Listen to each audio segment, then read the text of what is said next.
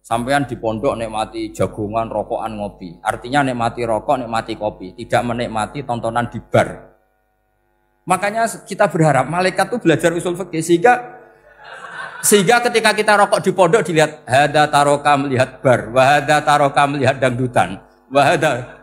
Jangan sampai malaikat bilang gini, dasar kere rakra delok. Itu repot kalau sampai bergerak gitu.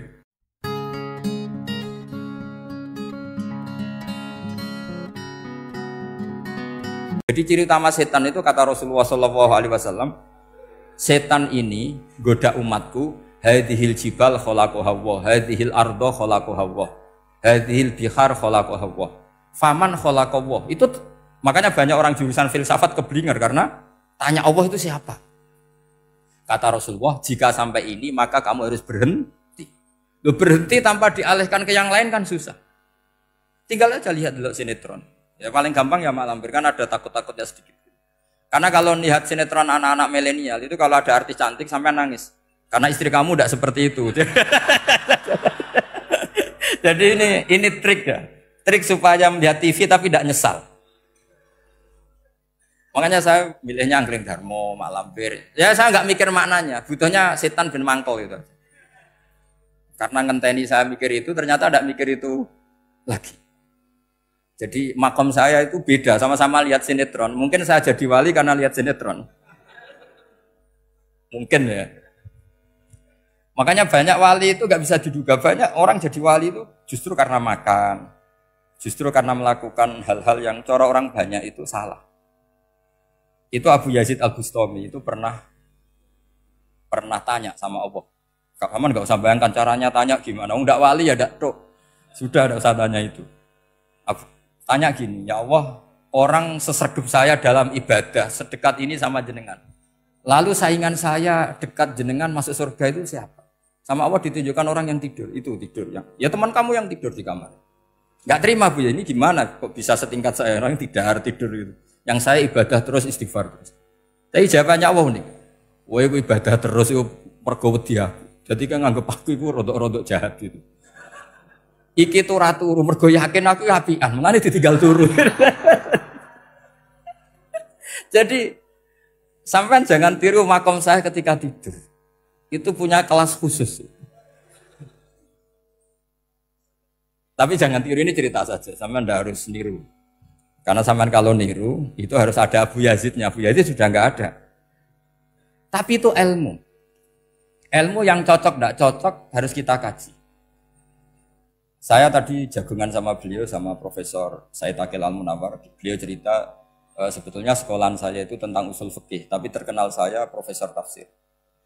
Tapi saya suka ilmu usul fikih, meskipun korbannya ya banyak.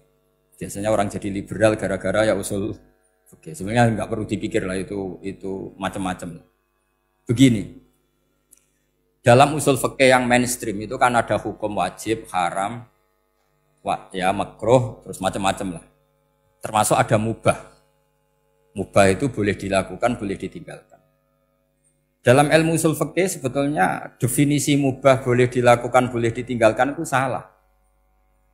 Karena begini, setiap Anda melakukan sesuatu yang mubah, pasti di saat itu meninggalkan sesuatu yang haram. Saya ulang lagi ya. Itsma min mubahin illa wa yatahaqqaqu bihi tarku haramimma. Semua teks di Lubul Usul seperti itu. Memang saya hafalkan karena ini cara saya jadi wali yang mudah murah. Itsma min mubahin illa wa yatahaqqaqu bihi tarku haramimma. Fayatahaqqaqu bisukun tarkul qatli wa bisukut tarkul qadzaf. Terus beliau membuat sekian contoh. Hukum mubah itu kata ulama yang lain kan boleh dilakukan, boleh ditinggal. Itu tidak benar. Mubah itu ya wajib. Karena setiap kita melakukan mubah, maka saat itu berarti kita meninggalkan barang haram. Coba orang tidur itu artinya apa? Tidak zina, tidak maling, tidak selingkuh, tidak mabuk. Sampean di pondok nikmati jagongan, rokokan, ngopi. Artinya nikmati rokok, nikmati kopi. Tidak menikmati tontonan di bar. Makanya kita berharap malaikat itu belajar usul fikih sehingga ketika kita rokok di pondok dilihat hada taroka melihat bar, wahada taroka melihat dangdutan. Wahada. Jangan sampai malaikat bilang gini, dasar kere rakra delok. Itu repot kalau sampai berpikir gitu. Nah, kalau mubah itu artinya tarkul haram.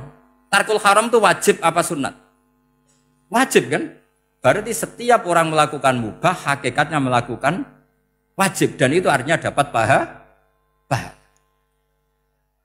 Salah sampean ngajine ra khatam, dadi nglakoni mubah ku mengira tetep mubah.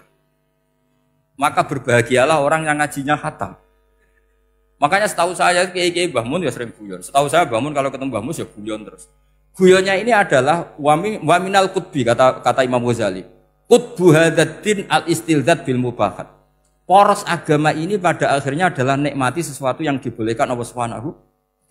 Orang itu kalau fasik, mau makan siang aja kalau nggak ditemani perempuan cantik nggak bisa makan.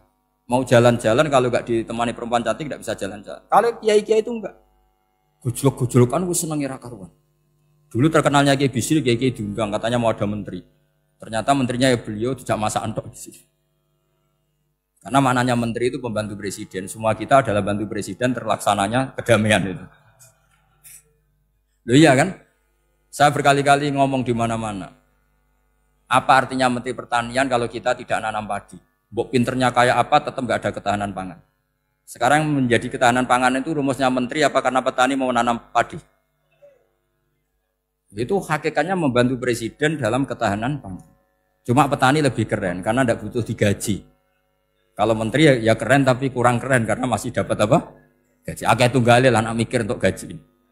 Nah petani ndak mikir nggak dapat gaji. Oh, itu keren. Selalu rakyat lebih keren dibanding pejabatnya. Memang gitu aturannya begitu. Aturannya begitu. Kamu saja yang kurang syukur. Jadi rakyat tuh gremeng enak jadi menteri.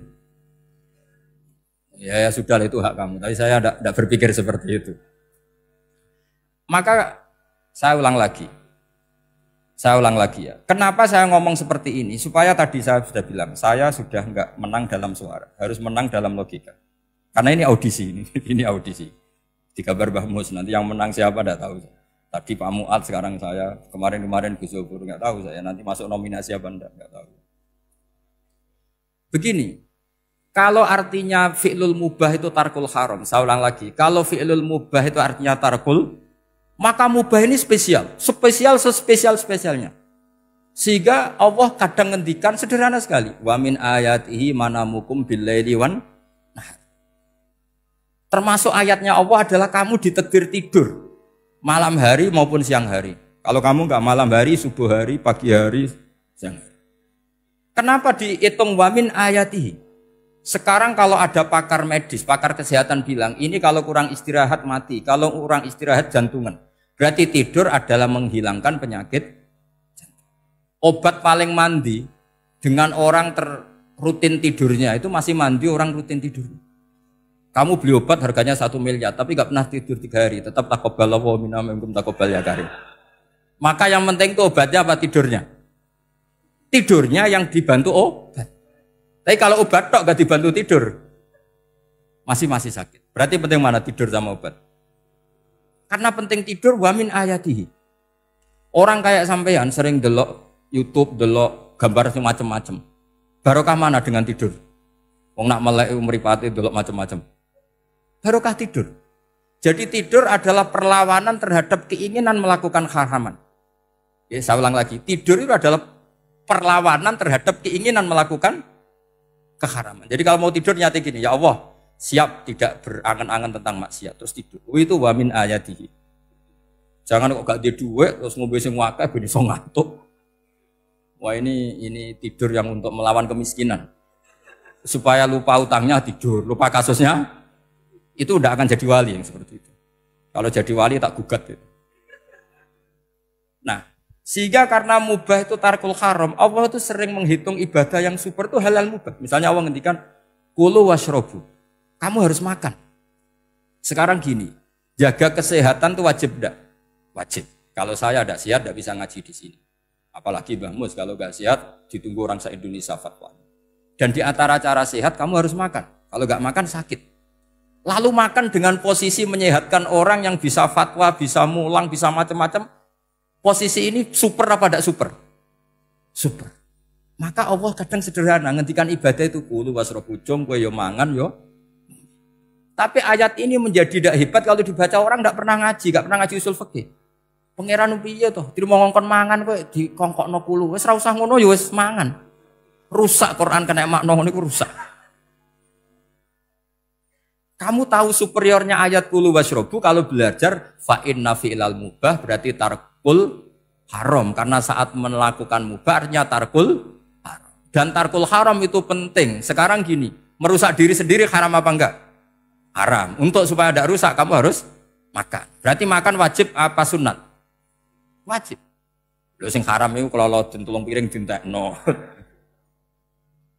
Nah, dengan cara pemaknaan seperti ini, Quran akan superior. Bahkan di ayat-ayat yang kelihatannya sederhana, kulu washrobu, wala tusrifu. Ketika Nabi Musa dimenangkan mengalahkan Fir'aun, itu apa firman pertama gitu. Kamu harus makan mimma rozaqnakum. Cuma syaratnya wala tatghaw fihi fayakhilla alaikum ghadab. Kalau kamu berlebihan nanti dapat ghadab saya. Nah khawatir saya kalau ilmu ini sudah hilang terus ayat-ayat yang biasa tentang kemanusiaan dikira biasa.